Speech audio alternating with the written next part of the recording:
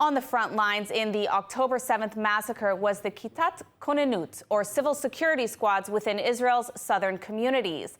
These are local security squads and first responders that help to protect the communities. In kibbutzim, they were even able to ward off Hamas terrorists on October 7th in several instances. Now, a new initiative to support and better prepare Israel's civil security squads is emerging. Here to speak with us about this project are Nir Alon and Daniel Buchan. Nir, Daniel, thank you so much for joining me today. Thank you. Just to get started, Daniel, can you share more about what the civil security squads do, what their work is, and why they're so important? Sure. Really simply put, these typically, there's different types of civil squads or Kitat Konenut. The ones that we are dealing with are residents of the communities that they live in, typically. They're people who, in peacetime, are voluntarily protecting their communities, their families, their houses, their livestock. They're, usually a small team of people who are ideally armed, also with weapons to defend themselves, but also with protective equipment. And and they stop infiltrations and are basically the security force of their community. Now, Nir, you yourself are actually a survivor of the October 7th massacre. What is this initiative you're leading, and what does it seek to do? Or both of you are leading. Basically, the idea is we want to equip all the civil squads around the country that they can protect themselves. We are trying, since we're not IDF or something like that, we can buy guns and stuff, but we can give them vests, we can give them helmets, we can give them flashlights, whatever we can do to support those people to defend themselves. So this is basically what we're trying to rebuild.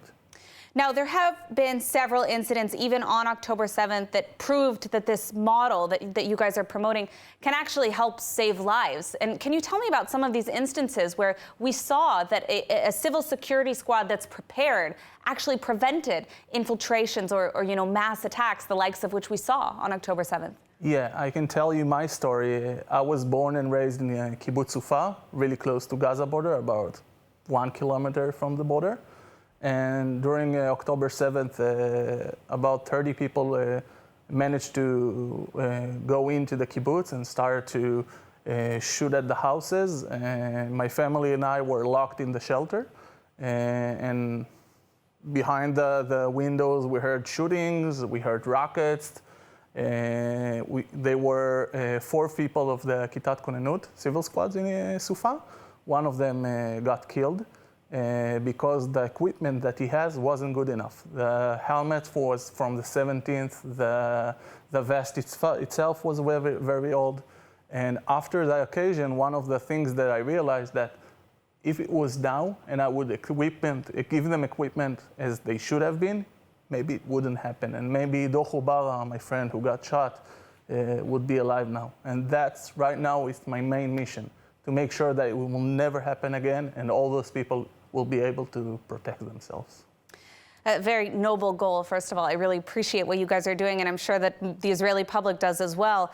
What's lacking? What do you guys need to make this a reality? Where does the project stand as it is today? I know you're working to help 140 different communities in North and Southern Israel. Tell me more about what you need.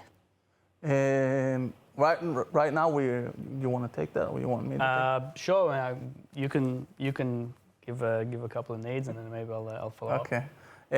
First of all, we're raising money because to buy all this equipment, we need a lot of funds. So we're raising money, and anyone that want to help us out, you're more than welcome. And we need that help. Second of all, after we raise the money, we need logistics. So we are combining few people to help us with the logistics and make sure we can deliver that to the civil squads. Those are the main things that right now we're lack of that we need more. I'll add to that we've actually been working very, very closely since the beginning with an incredible organization of Christian Zionists, people who I actually had no idea that there was such a community before the war. And these people care deeply about the well-being and the safety of the country, and particularly about our borders and our frontier. And so we've spent a lot of time educating them on the need. I think for us, our time here in the studio and also what we've been trying to do over the last few weeks is really educate the Israeli public a little bit more about this need. And it's not that they don't know about it, they do, but I think that there are so many communities in need right now and so many great projects and initiatives that are taking care of soldiers and post-trauma and evacuees, which is fantastic. And we see ourselves as basically representing the needs of the Kitat Konenut. Amazing. For Israel. Amazing. So if someone wanted to support, where can they go? Do you have a website, or how can they support? Right now we're gonna build a website, and there's gonna be a link to the website, to donations, that they can donate from wire transfer and credit card. Okay. Yeah, we actually, I'll just add as well that we're all volunteers, every single one of us. We're all a lot of us are from high tech and students and management and leadership, and also individual contributors. And we've been working very quickly with very small resources, and now we're taking things to the next level, and we're going to have a social media presence and a website as well. Wonderful. Well, we will be following that closely. Nir, Daniel, thank you so much for joining us today. Thank you.